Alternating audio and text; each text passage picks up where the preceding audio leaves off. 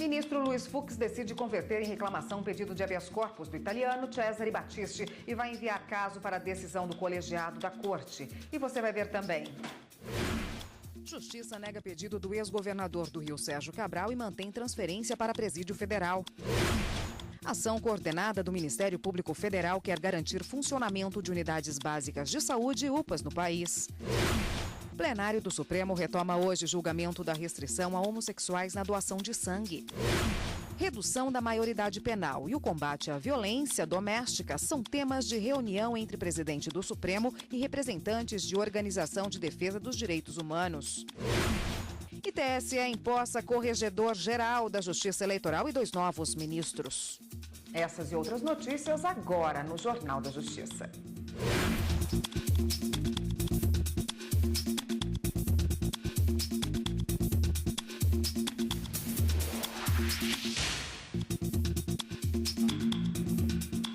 Olá, boa tarde para você.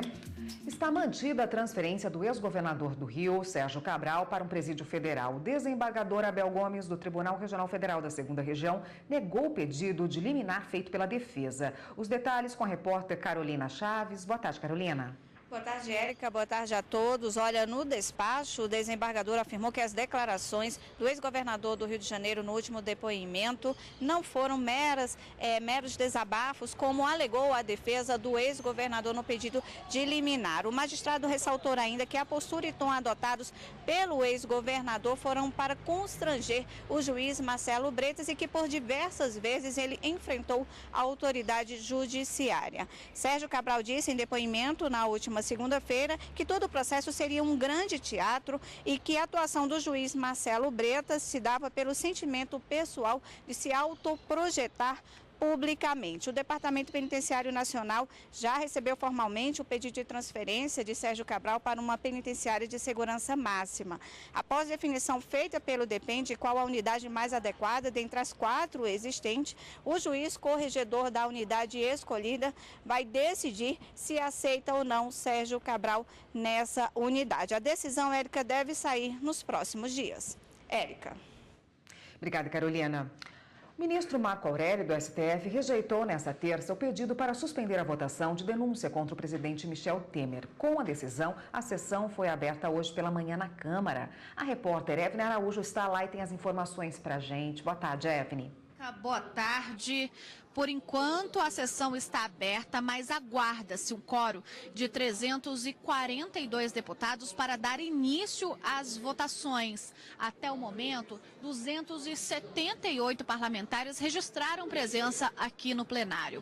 Por volta de 9h40 da manhã, o presidente da Câmara, Rodrigo Maia, iniciou os trabalhos. O primeiro a falar foi o deputado Bonifácio de Andrada, que apresentou o parecer da Comissão de Constituição e Justiça pela rejeição da denúncia. Agora, os advogados do presidente Michel Temer, dos ministros Eliseu Padilha e Moreira Franco já falaram. Eles se manifestaram sobre a defesa do presidente e dos ministros. Agora, por enquanto, essa sessão está mantida, mas ela pode ser suspensa dentro de 1 hora. A expectativa é que ainda hoje os deputados decidam se enviam para o Supremo Tribunal Federal essa denúncia contra Temer por obstrução de justiça e também organização criminosa. Érica. Obrigada, Evelyn, pelas informações. Em audiência de custódia, o juiz Juarez Costa de Andrade concedeu liberdade provisória ao tenente da Polícia Militar, Davi dos Santos Ribeiro. Ele foi identificado como responsável pelo disparo que matou a turista espanhola Maria Esperanza, na Rocinha, na segunda-feira. O oficial ainda não está em liberdade. Segundo a promotora Alana Poubel, da Auditoria Militar, ele também foi autuado em flagrante pelo crime militar de disparo de arma de fogo. A libertação do tenente e do soldado Luiz Eduardo de Noronha Rangel, também autuado pelo crime, ainda depende de uma decisão da Auditoria Militar. O Ministério Público Federal investiga a situação das unidades básicas de saúde e das unidades de pronto atendimento em 50 cidades do país. Há indícios de que municípios receberam financiamento federal, mas não aplicaram os serviços. As unidades de pronto atendimento foram criadas para atender urgências, com o objetivo de diminuir filas nas emergências dos hospitais. Já as unidades básicas de saúde fazem o atendimento inicial dos pacientes. O objetivo dos postos é resolver até 80% dos problemas de saúde da população para não precisar encaminhar os doentes aos hospitais. Mas devido à falta de planejamento na execução nacional do programa, os serviços ofertados não atendem a todos. A escassez de dinheiro é outro problema. O Ministério da Saúde repassa aos estados recursos utilizando como base a média de serviços executados em cada município. Um relatório produzido pela pasta revela atraso em obras e funcionamento inadequado em pelo menos 50 municípios brasileiros beneficiados com recursos federais para as unidades. Diante do problema, o Ministério Público Federal investiga os motivos para o aumento de obras inacabadas e inativas em diversos municípios. Um diagnóstico feito pelo MPF aponta a falta de recursos para manter o funcionamento das unidades. Isso porque nem municípios e nem o governo federal teriam feito um planejamento criterioso para a oferta dos serviços. Em 2015, o Tribunal de Contas da União fez várias fiscalizações na área da saúde. Ficou constatado que 95% das obras tinham atrasos. Gestores tiveram que apresentar justificativas e um plano de ação para a construção das unidades. Os prazos estabelecidos não podem mais ser prorrogados. O MPF espera, com a investigação, auxiliar a fiscalização iniciada pelo TCU para garantir o funcionamento de unidades básicas de saúde e UPAs. A ex-prefeita de Bom Jardim, no Maranhão, Lidiane Leite da Silva, foi presa nesta terça-feira. Ela estava foragida desde julho, quando foi expedido o mandado de prisão. O marido dela e também ex-secretário de Articulação Política, Humberto Dantas dos Santos, conhecido como Beto Rocha, continua foragido. A pedido do Ministério Público, a preventiva dela foi convertida em prisão domiciliar por conta dos filhos menores, um deles com 5 anos. Os dois são acusados de fraude em licitação para a compra de caixões funerários para o município de Bom Jardim. E você vai ver no próximo bloco do Jornal da Justiça. O plenário do Supremo retoma hoje julgamento da restrição a homossexuais na doação de sangue. Voltamos em instantes.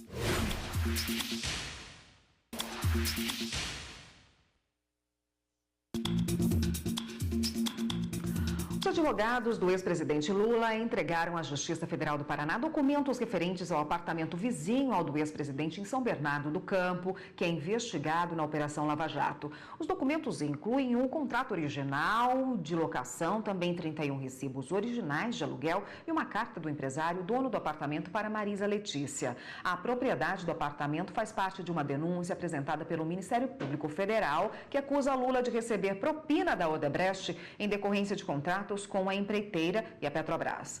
O ex-presidente nega a acusação do MPF. Lula já foi condenado em outro processo a quase 10 anos de prisão, no caso que envolve o apartamento triplex no Guarujá, litoral de São Paulo, que teria sido propina da OAS.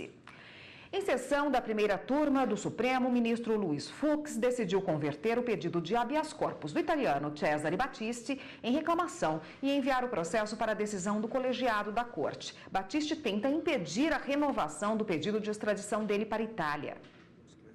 A defesa de Cesare Battisti quer impedir a renovação do pedido para que ele seja extraditado para a Itália. O relator do caso, o ministro Luiz Fux, converteu o habeas corpus em reclamação e retirou o processo de pauta. O ministro explicou que tomou essa decisão porque está sendo questionado o entendimento do Supremo, que reconheceu ser irreversível pelo Poder Judiciário a negativa de extradição. Battisti foi condenado na Itália à prisão perpétua por 4 assassinatos. Em 2009, o STF autorizou sua extradição, mas definiu que a palavra final seria do Executivo. Em 2010, Lula, presidente à época, permitiu a permanência do italiano no país. Agora, o governo da Itália quer rever o ato de Lula e caberá aos ministros do Supremo decidirem se a revisão é possível ou não. E a segunda turma do STF julgou o recebimento de denúncia contra 2 envolvidos na Operação Lava Jato e extradição de um belga, Raymond Van Hoff, e do francês Ludovic Baudouin. Os ministros decidiram autorizar a extradição do francês Ludovic Baudouin, que era procurado pela Interpol e foi preso no Brasil há quase um ano em Florianópolis. Os crimes, tráfico de drogas e lavagem de dinheiro. Todos os ministros da segunda turma seguiram o relator, ministro Gilmar Mendes. Pedido para deferir a extradição para que responda à acusação da prática dos crimes de tráfico internacional de drogas, de associação para o tráfico internacional de drogas e de lavagem de dinheiro. para efetivação da entrega, o Estado requerente deverá assumir o compromisso de computar o tempo de prisão de 1º de 11 de 2016 até a entrega do extraditando, além de compromisso de praxe do artigo 91 do Estatuto do Estrangeiro.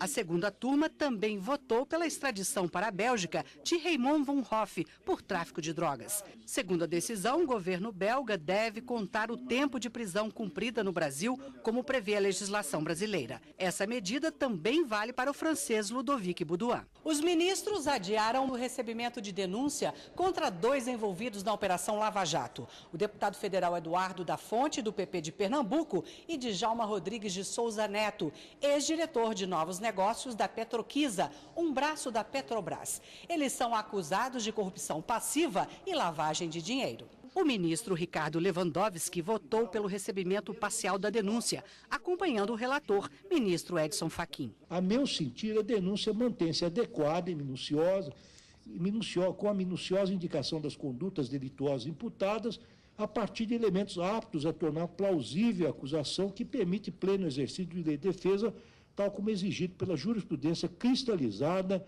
neste Supremo Tribunal Federal. Mas o ministro Gilmar Mendes pediu vista do processo e o julgamento do caso foi suspenso. Vamos ver agora a pauta de hoje no plenário do Supremo Tribunal Federal. Direitos fundamentais é o primeiro processo da semana no plenário. Será retomado o julgamento de ação direta de inconstitucionalidade, onde se questiona dispositivo que determina prazo de 12 meses de proibição de doar sangue para indivíduos do sexo masculino que tiverem relações sexuais com outros indivíduos do mesmo sexo. Ordem social é o tema seguinte, com outro julgamento que retorna à pauta. Uma ação direta de inconstitucionalidade sobre piso para custeio pela União de ações e serviços públicos de saúde. Tribunal de Contas é o próximo tema com outra continuidade de julgamento. Medida cautelar em ADI contra dispositivo da Constituição do Ceará que extingue tribunais de contas dos municípios daquele estado. Direitos Fundamentais encerra a pauta do dia com ação direta de inconstitucionalidade que trata de dispositivos que restringem o uso de aditivos de sabor e aroma em cigarros. Mais informações sobre a pauta de julgamentos no site do Supremo Tribunal Federal, stf.jus.br. Bom, e para falar conosco sobre esse assunto está aqui a consultora jurídica da TV Justiça, Gisele Reis. Boa tarde, Gisele. Boa tarde, Érica. Boa tarde a todos. Gisele, explica pra gente em que pé está esse julgamento da doação de sangue por homossexuais. Bom, da última vez em que esse processo foi incluído na pauta do plenário, houve então a leitura do relatório e houve inclusive a oportunidade da manifestação do voto do relator, que é o ministro Edson Fachin. Na oportunidade, ele se manifestou no sentido de julgar totalmente procedente a ação direta de inconstitucionalidade, por entender que há realmente uma discriminação quando se exige essa carência temporária por esse período de 12 meses no que diz respeito à doação de sangue por homens homossexuais. Então, segundo o entendimento do ministro, há uma desproporcionalidade em exigir esse período de 12 meses no que diz respeito aos homossexuais, porque estaria criando um empecilho para a doação de sangue apenas por uma questão de orientação sexual. Na visão do ministro, isso ele deixou claro quando ele proferiu o voto, esses critérios sobre grupo de risco, eles devem ser observados, mas não levando em consideração aspectos quanto à orientação sexual, mas devem ser observados outros critérios que valerão para casos independentemente dessa orientação, ou seja, tanto para heterossexuais quanto para homossexuais. Qual é a ofensa à Constituição nesse caso?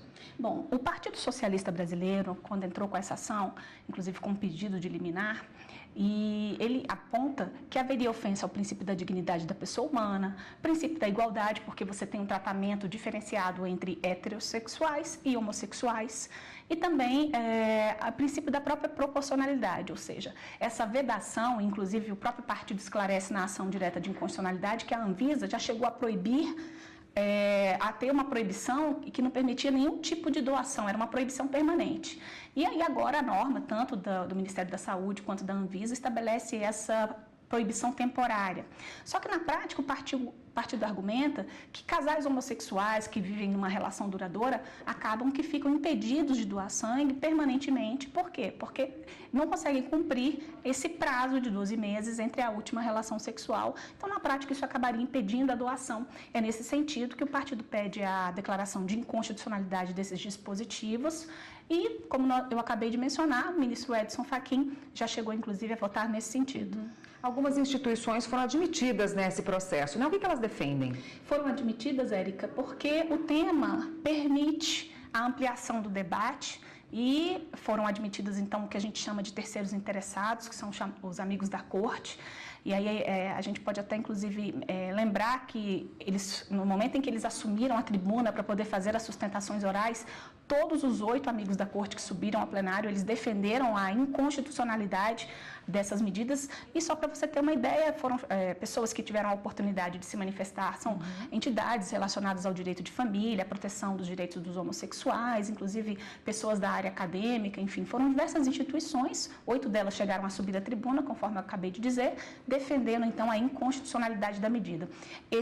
Essa postura de admitir esses terceiros interessados é bem válida, até porque democratiza o debate, torna também a decisão do Supremo mais próxima do cidadão e da realidade da população. Inclusive, no próprio voto, quando o ministro começou a mencionar, ele levou em consideração aspectos que foram pontuados por esses amigos da corte. Rapidamente, para a gente encerrar, algum outro destaque na sessão de hoje? Nós temos, sim, uma ação direta de inconstitucionalidade, que inclusive nós vimos no Arte em Pauta, que foi divulgado aqui no jornal, e ele trata sobre orçamento impositivo na área da saúde. O ministro Ricardo Lewandowski, que é o relator, houve uma liminar, inclusive, que foi concedida em janeiro.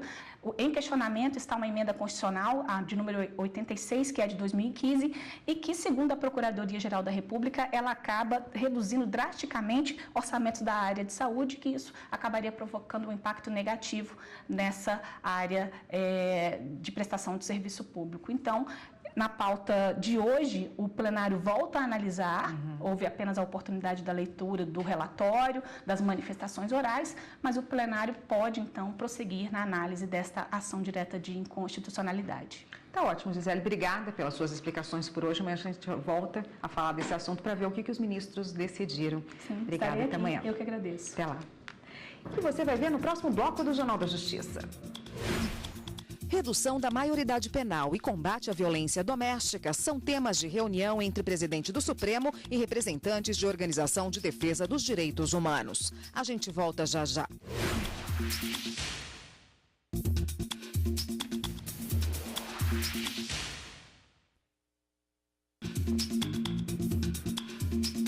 O Superior Tribunal de Justiça manteve uma decisão que concedeu um auxílio-reclusão a dependentes de um preso em regime domiciliar.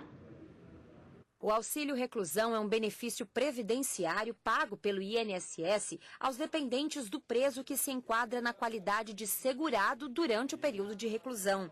Este advogado e professor de direito previdenciário explica que para a concessão do benefício é necessário cumprir alguns requisitos. Os dependentes do preso, para ter direito a esse benefício, o preso tem que ter cumprido os requisitos essenciais da lei, ou seja, ele tem que ter qualidade segurada da Previdência Social, tinha que estar trabalhando, efetuando contribuições, um número mínimo de contribuições de 12 contribuições mensais, e aí sim ele passaria a ter direito a deixar aos seus dependentes esse benefício. De acordo com a legislação, o benefício tem duração variável e é encerrado caso o segurado seja posto em liberdade, fuja da prisão ou passe a cumprir pena em regime aberto. Mas um caso envolvendo o INSS e 4 dependentes de um homem que passou a cumprir a pena em regime domiciliar foi parar na Justiça. O Tribunal Regional Federal da 4ª Região concedeu à família do preso o direito a continuar recebendo auxílio reclusão. O INSS recorreu ao STJ, onde defendeu que o benefício só deve ser pago durante o período em que o segurado estiver recolhido à prisão, sob regime fechado ou semiaberto. O INSS queria o desconto do benefício a partir da data em que foi concedida a prisão domiciliar. Mas para o relator da ação no STJ, ministro Gurgel de Faria, o pedido contrariava a própria instrução normativa do órgão. O benefício em si era devido porque a razão primária do auxílio-reclusão é garantir aos dependentes do preso a manutenção da vida, enquanto aquele não pode trabalhar e sustentar a sua própria família. E ele não pode. Mesmo em prisão domiciliar, o preso é impedido de trabalhar e, obviamente, de sustentar a sua família. Em decisão unânime, a primeira turma do STJ reconheceu o direito pré-existente do auxílio reclusão aos dependentes de preso em regime domiciliar e, por isso, negou o recurso especial do INSS. Uma franquia de uma rede de lanchonetes terá que pagar R$10 mil por dano moral a uma atendente que sofreu agressão física e racial por parte da chefia. A quinta turma do Tribunal Superior do Trabalho manteve a condenação depois que ficou provada a conduta ilícita da empresa. O Tribunal Regional do Trabalho do Rio de Janeiro manteve a sentença que condenou a rede de lanchonetes ao pagamento de indenização por entender que a atendente foi vítima de agressão física e racial. De acordo com a trabalhadora, durante o expediente, ela pegou um pedaço de carne para comer, mas foi repreendida pela gerente, que a obrigou a esquentar o alimento ao máximo e depois comê-lo muito quente, o que resultou em queimaduras de primeiro grau nos lábios e laringe. Além disso, a trabalhadora afirmou que durante o episódio era xingada pela gerente e ofendida com expressões racistas. O TRT destacou que uma testemunha confirmou a agressão e as ofensas racistas e mesmo que houvesse contradição entre os laudos sobre a queimadura sofrida pela trabalhadora, ficou demonstrado que houve ato de violência pela gerente, o que é uma atitude injustificável. A empresa recorreu ao Tribunal Superior do Trabalho, mas o relator na quinta turma, ministro Douglas Alencar Rodrigues, manteve a condenação ao concluir que ficou configurada a conduta ilícita da empregadora. Além disso, para se decidir de forma contrária, seria necessário o reexame de fatos e provas, o que é vedado pela súmula 126 do TST. A decisão foi unânime. Em sessão solene no TSE, tomaram posse novos representantes efetivos e substituto do Superior Tribunal de Justiça e o novo Corregedor-Geral da Justiça Eleitoral.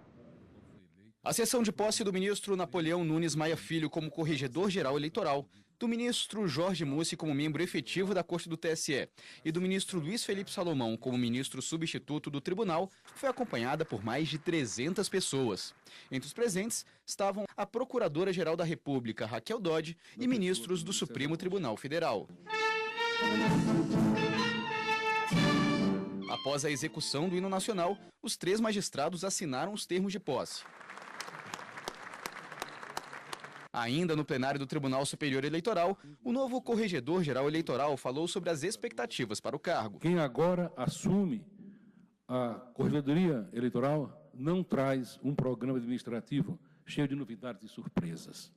O que vou fazer, presidente, é apenas coordenar, no limite da minha capacidade, os trabalhos que couberem na competência do Corregedor Nacional. Ao homenagear os ministros que tomaram posse, o presidente do Tribunal Superior Eleitoral, ministro Gilmar Mendes, lembrou da reforma eleitoral, que vai valer já para as eleições do ano que vem. Nosso trabalho na Justiça Eleitoral é constante e novos desafios se apresentam a cada momento. Com a aprovação da reforma política pelo Congresso Nacional para as eleições de 2018, será necessária uma rápida adaptação às novas regras. Após a sessão solene, os ministros receberam os cumprimentos no Salão Nobre do TSE e foram homenageados pelos colegas. O ministro Luiz Felipe Salomão, novo representante substituto do Superior Tribunal de Justiça, ressaltou o desafio de trabalhar no TSE em ano de eleições gerais. Será uma eleição delicada, mas os ministros que vieram somar, eu creio que também estou disposto a contribuir com o trabalho, com a experiência que tenho ao longo da magistratura. É um grande desafio, mas espero dar a minha contribuição para a cidadania, para uma eleição democrática e justa. O novo ministro efetivo, representante do STJ, ministro Jorge Mussi, lembrou que já trabalhou na Justiça Eleitoral anteriormente e elogiou o trabalho realizado pelos tribunais eleitorais nas últimas eleições gerais, em 2014. Na última eleição, foram para a urna mais de 100 milhões de brasileiros e a Justiça Eleitoral em 4 horas disse ao mundo quem era o presidente da República. Então nós temos uma Justiça Eleitoral de primeira e eu pretendo contribuir para que esse nível assim continue. A presidente do Supremo Tribunal Federal e do Conselho Nacional de Justiça, ministra Carmen Lúcia, se reuniu hoje com representantes da Human Rights Watch, uma organização de defesa dos direitos humanos com mais de 40 anos de atuação em 90 países. Foram discutidos assuntos como a redução da maioridade penal e o combate à violência doméstica. A gente entende que a redução da maioridade penal é um retrocesso imenso num país que foi sempre modelo de proteção, pelo menos legislativa, dos direitos da criança e adolescente. Então esse foi o primeiro tema de debate, né? Aproveitando a presença da nossa diretora, que é expert nesse assunto e que conseguiu falar também para a Carmen Lúcia que essa redução vai contra a tendência global. Hoje os países estão, a partir de estudos de que a redução não funcionou para melhorar a segurança pública, os países estão aumentando a idade de resposta e responsabilização criminal de adolescentes de 16 para 18 anos. Outro tema que a gente abordou com a ministra é violência doméstica. A Human Rights Watch produziu um relatório recentemente sobre o estado de Roraima, sobre que é o estado com maior taxa de feminicídio do Brasil, e a gente veio também para entregar as conclusões desse relatório que a gente fez e falar sobre um próximo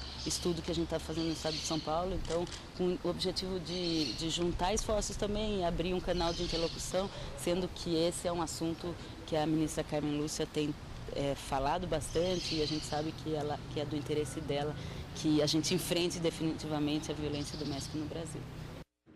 Hoje tem artigo 5º e a propagação de doenças nos presídios do país é o assunto. Falta de estrutura, superlotação, a situação precária em muitos presídios brasileiros tem resultado no aumento de doenças. Nem sempre as famílias são autorizadas a providenciar a medicação necessária aos presos. O artigo 5º debate as condições de saúde oferecidas aos presos e as campanhas de prevenção feitas pelo governo.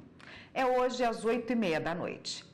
Essa edição do Jornal da Justiça fica por aqui. Para você uma ótima tarde. A gente se vê novamente amanhã. Até lá.